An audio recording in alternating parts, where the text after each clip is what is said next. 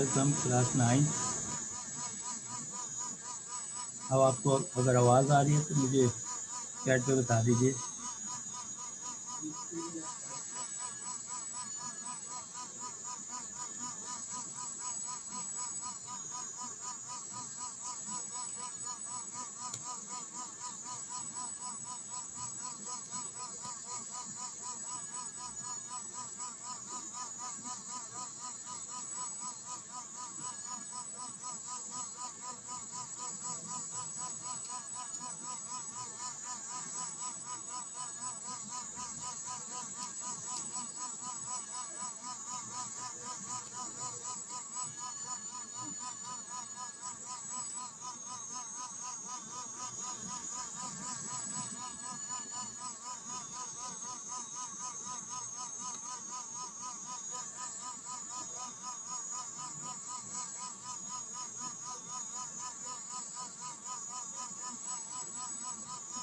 Welcome class 9। बेटे अगर आपको आवाज़ आ रही है तो चैट पे लिख दीजिएगा। अगर आवाज़ नहीं आ रही तो लिख दीजिएगा। और आज हम 9th क्लास के स्टूडेंट्स को फिल इन द ब्लैंक्स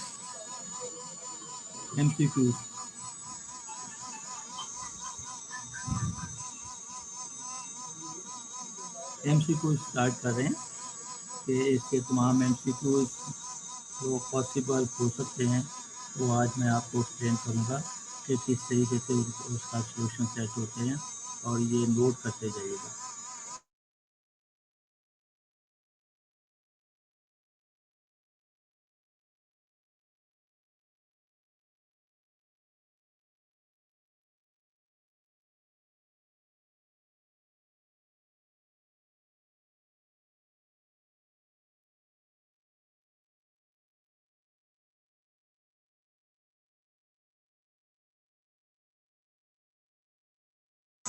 बेटे अब आवाज़ आ रही है? हेलो बेटे, अब आवाज़ आ रही है? बेटे अब आवाज़ आ रही है? वाइब्रेट तो नहीं हो रही?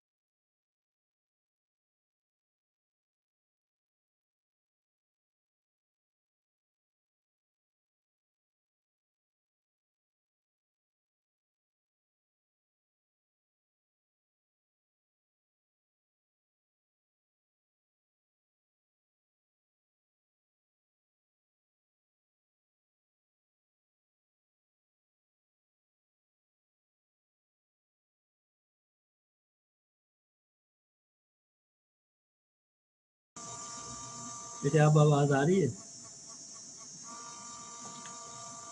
हेलो स्टूडेंट्स, अब आवाज़ आ रही है?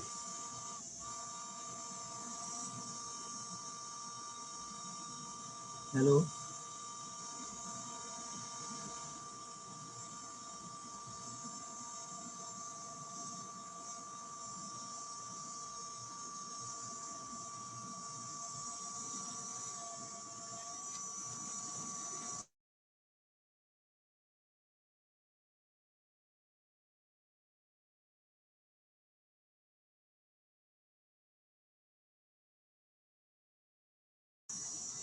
बेटे, आपका इंटरनेट का कोई प्रॉब्लम होगा। हमें तो इसकी आवाज़ बिल्कुल सही आ रही है।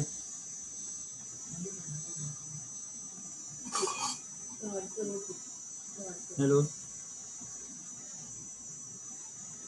जी बेटे, 9th क्लास, ये सबसे पहले मैं इसको चैप्टर नंबर 1 से स्टार्ट करने लगूँ। चैप्टर नंबर 1 की MCQs में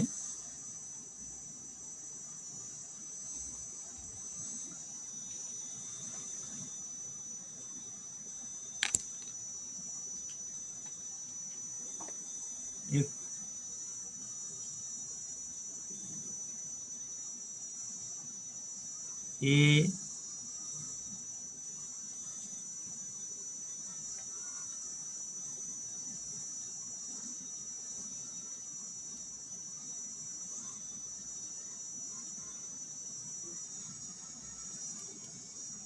ए complement whole complement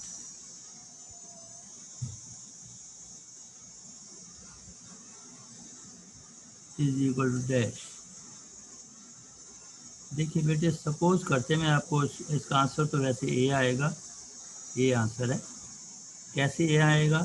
universal set हमारे पास, सपोज यूनिवर्सल सेट हमें दिया हुआ है,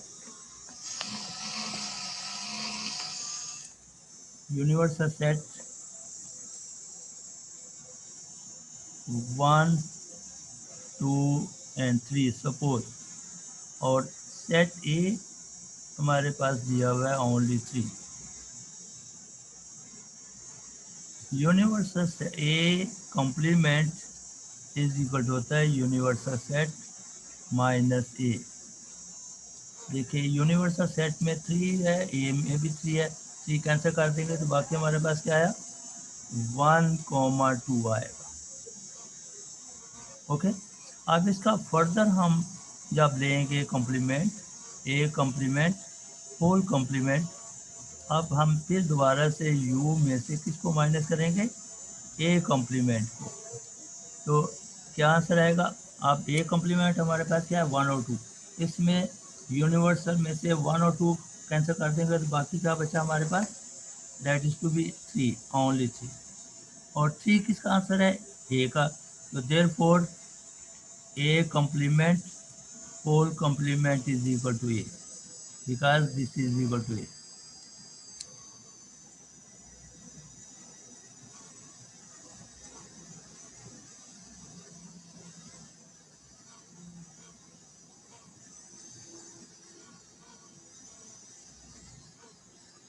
ओके बेटे, आगे समझ।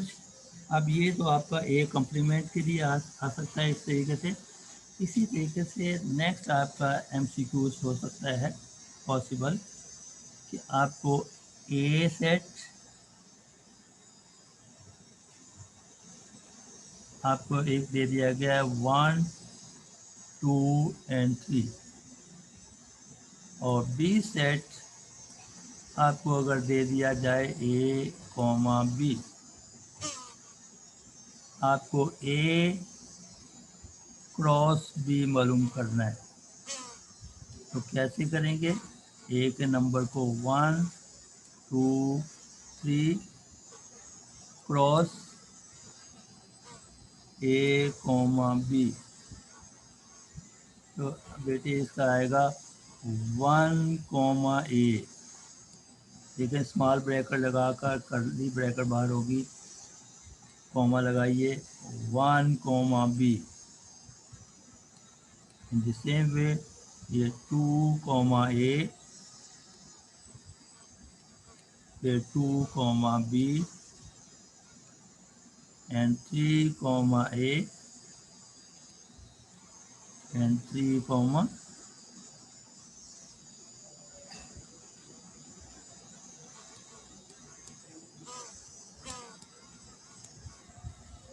3 कॉमा बी।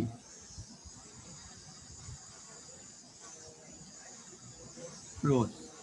अब इस तरह इनमें से आपसे पूछा जा सकता है MCQ फॉर्म में भी कि आप बेटे बताइए कि इसमें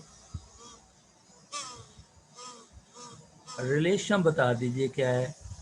दो रिलेशन इसकी लिखने के लिए R1 हम लिखेंगे तो एक एम्प्टी सेट हमेशा ए क्रॉस बी के अंदर एक MCQs में रिलेशन होती है। रिलेशन नंबर 2 ले लें, इनमें से ये जो ये सेट, ये एलिमेंट्स है, ये एलिमेंट है, ये एलिमेंट है, ये एलिमेंट है, ये एलिमेंट, इन सब एलिमेंट में कोई एक एलिमेंट लिख दें तो आपकी सेकंड रिलेशन बन जाती है। R3 तीसरी रिलेशन मालूम करनी है तो आप कोई सी भी ले लें, 2, A लिख दीजिए। तो इस तरीके से आपको क्वेश्चन पूछा जा सकता है कि A, B, ये A क्रॉस B मालूम कीजिए और इसमें रिलेशन बताइए। एक तो आपको ये क्वेश्चन पूछा जा सकता है, दूसरा इसमें से ये कुछ लिखा हुआ है तो इससे आपसे डोमेन और रेंज पूछा जा सकता है। डोमेन बताइए। इन ए कार्टेशियन प्रोडक्ट ये जो है, इसका हर पहला नंबर डोमेन कहलाता है। हर पहला नंबर क्या कहलाता है? डोमेन कहलाता है। तो पहला नंबर क्या है? 1, 2, 3। ये 1 3 दफ़े है तो एक दफ़ा लिखेंगे, 2 3 2 2 दफ़े है तो उसको भी 1 लिखेंगे, 3 भी 2 दफ़े है तो इसको। और रेंज अगर पूछा जाए तो रेंज आर से रिप्रेजेंट करते हैं रेंज। तो रेंज हमारे पास क्या है? सेकंड नंबर रेंज कहलाता है। तो सेकंड नंबर क्या हमारे पास? A B A B A B A B, ये ए और बी, ए और बी दोनों रेंज है। ये फर्स्ट डोमेन है, सेकंड रेंज। फर्स्ट डोमेन और सेकंड क्या है? रेंज। तो इस तरह डोमेन और रेंज के मतलब आपसे ये पूछा जा सकता है। सेट बताना है कि इसका कौन सा सेट है। ओके, तो इसमें मैंने आपको ये जो मॉडल पेपर्स हैं इसके अंदर से क्वेश्चन आपको मैं पूछ रहा हूँ MCQs के लिए। तो मैंने एक आपको MCQs नंबर 3 है, मॉडल पेपर आपका 9th क्लास का, उसका 3rd जो आप बताया, ए कम्प्लीमेंट होल कम्प्लीमेंट किसके इक्वल होता है। और इसी तरीके से इसका 7 नंबर देखिए, 7 नंबर जो है वो x दिया हुआ है। 7 number x is equal to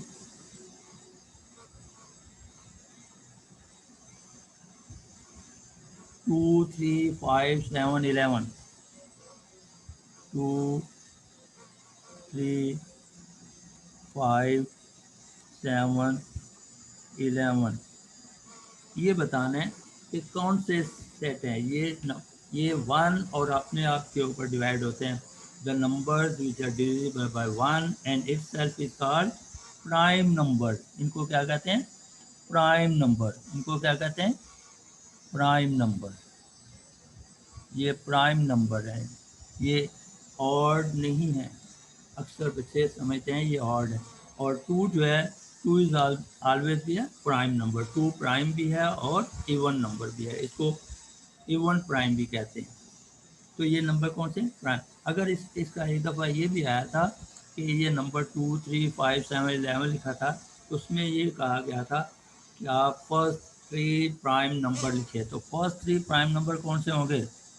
first 3 prime number, first 3 prime number.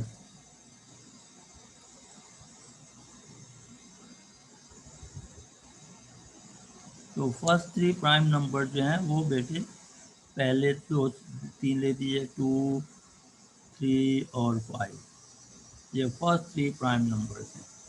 Okay, इस तरीके से आपको ये क्वेश्चन आ सकता है। अब उसके बाद आपका मॉडल पेपर्स में कार्टेशियन प्रोडक्ट का पूछा गया है। तो कार्टेशियन प्रोडक्ट किस तरह लिखा जाता है? ए और बी का कार्टेशियन प्रोडक्ट किस तरह लिखा जाता है? ए क्रॉस बी को कार्टेशियन प्रोडक्ट कहते हैं। कार्टेशियन प्रोडक्ट क्या कहते हैं? Cartesian product. A cross B, A cross B जो है, A cross B, A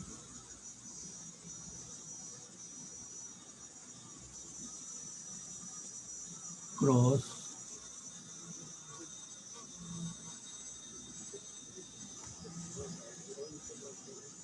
B is called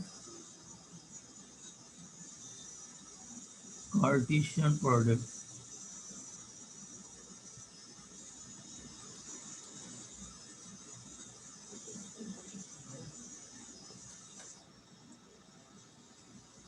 Cartesian product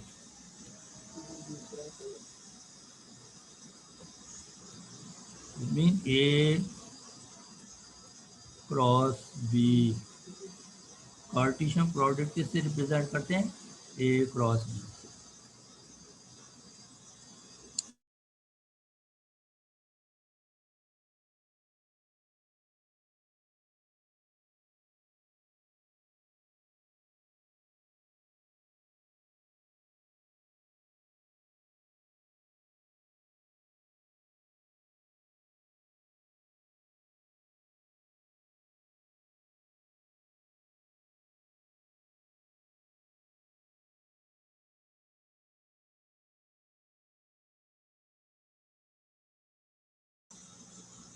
ठीक है बेटे?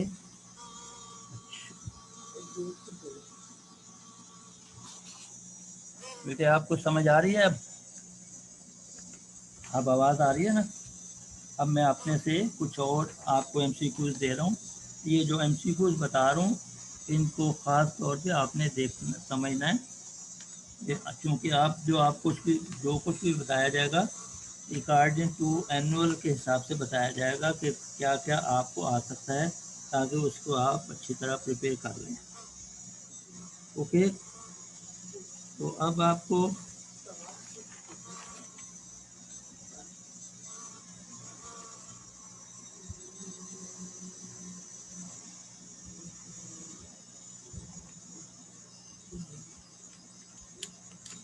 Cartesian product of A and B written as, ये दिया हुआ बस आप इसके empty set, complement of empty set is dash. Complement of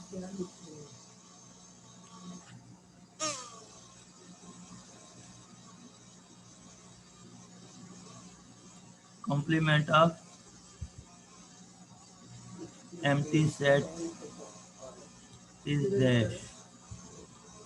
Complement of empty set is universal set होता है। यूनिवर्सल का complement of universal set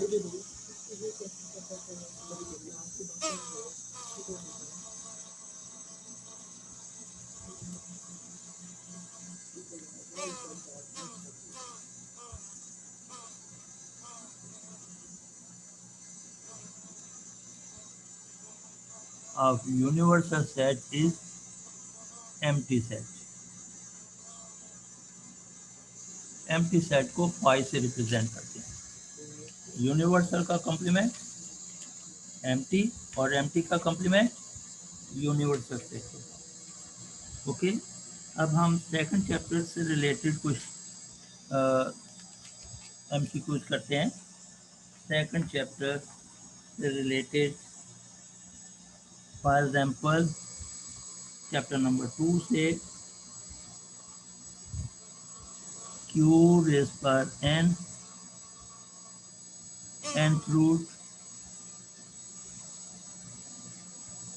upon q raise पर mth root is equal to dash q raise पर m और ये q raise पर n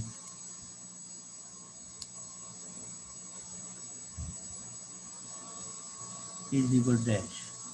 इसको solve किए बगैर नहीं किया जा सकता, तो इसको सॉल्व करने का मेथड देखिए बेटे। q की power 1 over n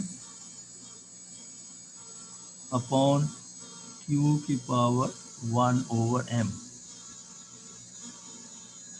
is equal to q की power 1 over n multiply q की power -1 over m। Denominator numerator में जाएगा तो उसकी साइन चेंज हो जाएगी। बेस से मल्टीप्लाई हो रहे हैं तो एक ही बेस लिखकर पावर्स को ऐड कर दें, एक्सपोनेंट को ऐड कर दीजिए n-1/m। तो ये आपका बेटे क्यूब और एलसीएम आएगा n और m। m इधर क्रॉस मल्टीप्लाई करेगा इधर और n इस साइड में मल्टीप्लाई करेगा तो m माइनस n आएगा। ओके, तो इसका आंसर आपको एमसीक्यू में जब दिया जाए तो जो भी दिया जाएगा वो ये आंसर होगा और बाकी आंसर नहीं होगा, ये आंसर होगा। इसको इसको इस तरह भी लिख सकते हैं, इस आंसर को इस तरह भी दे सकते हैं कि cube power m minus n to the nth root mn, इस तरह भी दे सकते हैं। इन दोनों में से कोई सा भी जो आंसर होगा वो लिखा अगर होगा तो उसको आपने टिक करना है और सॉल्व करते हुए एमसीक्यू को हमेशा याद रखिएगा, सॉल्व करते हुए करना है। क्या बेटे एक और याद रखिएगा, किसी भी जब भी करली ब्रैकेट लिख दी जाए और ऊपर इसके पावर 0 हो जाए तो हमेशा अंदर चाहे बिलियन नंबर मल्टीप्लाई हो रहे हों वो सब उन सब का आंसर 1 होगा। इसके अंदर -2 इंटू -2 प्लस 5 इंटू -6, इन सब का आंसर आपका 1 ही आएगा अगर करली ब्रैकेट के ऊपर 0 लिखा होगा। ये याद रखिएगा, ये बात को खास तौर पे इस तरह का एमसीक्यू धोखा देने के लिए भी दे सकते हैं, क्योंकि अक्सर बच्चों को पता नहीं होता तो वो ये देखते हैं। इसी तरीके से एमसीक्यू का बेटे नेक्स्ट आपको मैं बताता हूँ। इसी के एक और एमसीक्यू आता रहता है, ए अपॉन ए रूट, नीचे जो है उसको रैशनलाइज कर देते हैं, ए अपॉन ए ए रूट से मल्टीप्लाई भी कर दीजिए और ए रूट से डिवाइड भी कर दीजिए। ये सॉल्व करके बता रहा हूँ, ए रूट ओवर नीचे आपका 2 टाइम्स ए आ जाएगा, 2 टाइम्स ए आ जाएगा तो ए रूट ए अपॉन ए स्क्वेयर रूट हो जाएगा, स्क्वेयर रूट से कैंसिल हो जाएगा तो नीचे ए आ जाएगा, ए रूट ओवर ए से कैंसिल हो जाएगा, आंसर आपका ए रूट आएगा। याद रखिएगा ए ओवर ए रूट का आंसर ये आना चाहिए, सॉल्व करते हुए करना है। तो अब बेटा मुझे एक और छोटी सी बात बताइए, ए रेस पर 0 इज इक्वल टू क्या होगा? ए की पावर 0 लिख दी है तो ये क्या होगा? 1 होगा। वेरी गुड, क्या होगा?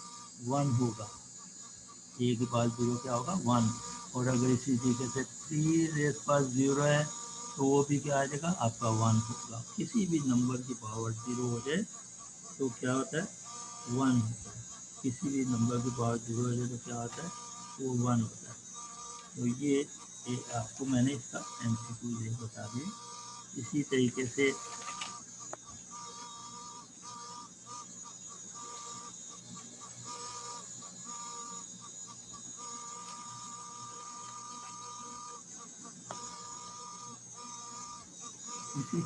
बेटे और इसका ये एक और इसका क्वेश्चन इसी तरह पूछा जा रहा है कि x to the y where y is equal to dash, तो y क्या है? एक्सपोनेंट है। क्या है ये? एक्सपोनेंट या इंडेक्स।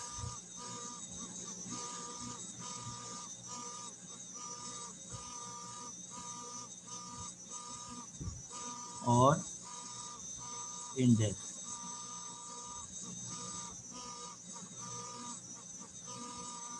और अगर वाई क्या है, वाई एक्स इज इक्वल क्या है, तो इसको रेडिकेंट कहेंगे।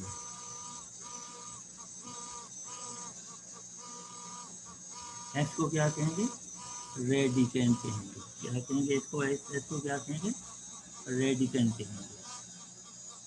ओके बेटे, इसी तरह आपकी बुक के अंदर एक क्वेश्चन है 2.7 का, पहला क्वेश्चन ये है, तो अक्सर एमसीक्यूज में पूछा जाता है, 8⁻1/3 मल्टीप्लाई बाय 36⁻1/2। तो ये 2⁻3, 8 2⁻3 होता है, इसको 1/3 पावर से मल्टीप्लाई करेंगे, मल्टीप्लाई बाय 36 6⁻2 होता है, इसकी पावर 1/2 लिखेंगे, 2 2 से कैंसिल, 3 3 से कैंसिल, तो 2 multiply by 6 is equal to 12 answer आएगा। आपने कोशिश मैक्सिमम से मैक्सिमम ये किया करें, तो जो सॉल्व होता है, जिसका आंसर सॉल्व किया जा सके, उसको आपने करके लिखना है, सॉल्व करते हुए लिखना है। ठीक है बेटे, मैं आपको एमसीक्यूज के मतलब ये बताया जा रहा हूँ, तो एमसीक्यूज आपका तो सॉल्व करते हुए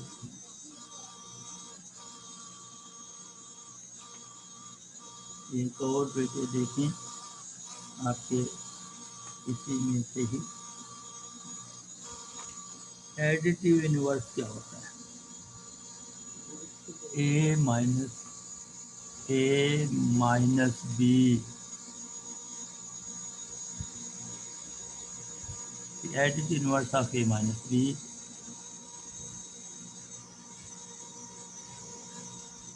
एडिटिव इनवर्स ऑफ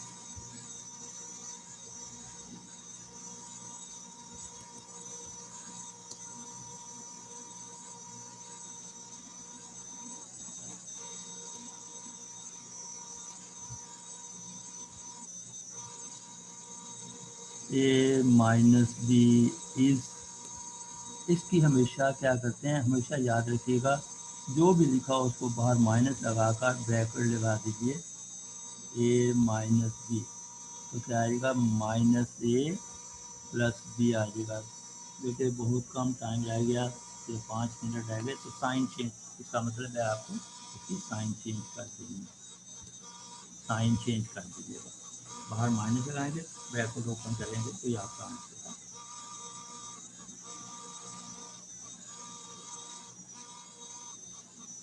इसी तरीके से इसका आंसर बताइए, 1/2 होल पावर -3 इज इक्वल क्या होगा, तो ये 1 रहता है और 2 की पावर -3 होगा, इसको ऊपर लेकर आएंगे, 1 मल्टीप्लाई बाई 2 की पावर 3 होगा, तो क्या आ जाएगा, 1 मल्टीप्लाई बाई 8, 1 8 का 8 आंसर आ जाएगा। इस तरह से आपको धोखा दिया जाएगा साइन चेंज करते हुए, आप उसको 1/8 नहीं लिखते। ठीक है बेटे, ये अच्छी तरह इन बातों, छोटी छोटी बातें हैं, इसको समझ कर रखें। तो बेटे इसमें अब चैप्टर नंबर 3 से रिलेटेड क्वेश्चन करते हैं। तो इस तरह आपको तमाम पेपर्स के एमसीक्यूज जितने 10 ईयर पेपर्स के भी मैं आपको दे दूंगा, करते हुए समझाऊंगा। आप पेपर आइंदा से पेपर अपने पास लाइए, जब मैं आपसे कहूँ ना 10 ईयर पेपर निकालिए, तो उससे सब एमसीक्यूज आपको, क्योंकि उसके अंदर मिस्टेक होती है। तो आप एक और चैप्टर नंबर 3 का देखिए, log 100 to the base x is equal to 2, x is equal to क्या होगा, इस तरह कुछ भी दिया जा सकता है। तो आप याद रखिएगा, ये बेस है, बेस की इज इक्वल टू को पावर लिखना है, इज इक्वल टू 100 आ गया, x की पावर 2 और 100 किसकी पावर है, 10 की पावर 2 होगा, दोनों तरफ बेस सेम हो, पावर सेम हो जाएंगे, तो बेस क्या हो जाते हैं, सेम हो जाते हैं, तो एक्स इज इक्वल क्या आएगा, 10 आएगा। ओके, इसी तरीके से एक और आप इसमें से इसी का ही क्वेश्चन है, क्लास 10 को आया हुआ है, इसका आप बताइए। ये मैं 10 क्लास में से भी पूछने लगा हूँ। 10th क्लास का आपको चैप्टर नंबर 3 का ये क्वेश्चन है। और चैप्टर नंबर 3 10th क्लास का, इसका बेटे लिखा हुआ है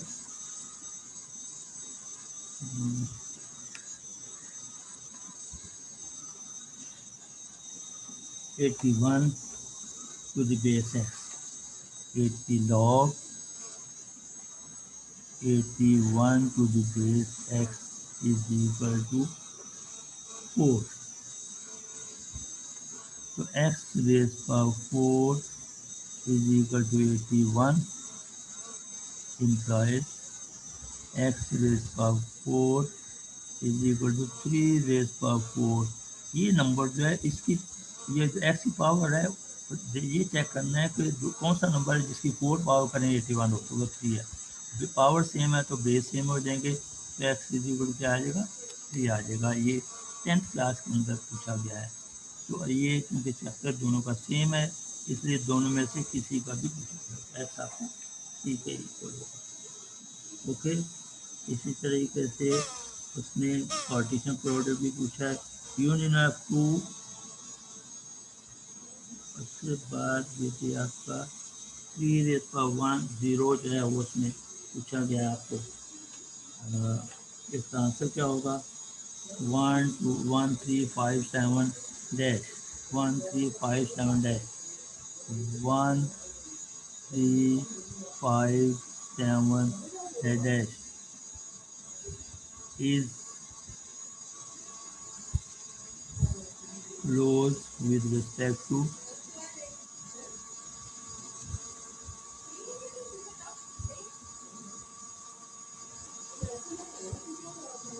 तो ये क्या हो गया, 3 1 3 ऑड नंबर है, 5 1 5 ऑड नंबर है, 5 7 35 ऑड नंबर है, 5 3 15 आपस में मल्टीप्लाई करें तो आपके ऑड नंबर ही आ रहे हैं। तो it is close with respect to multiplication.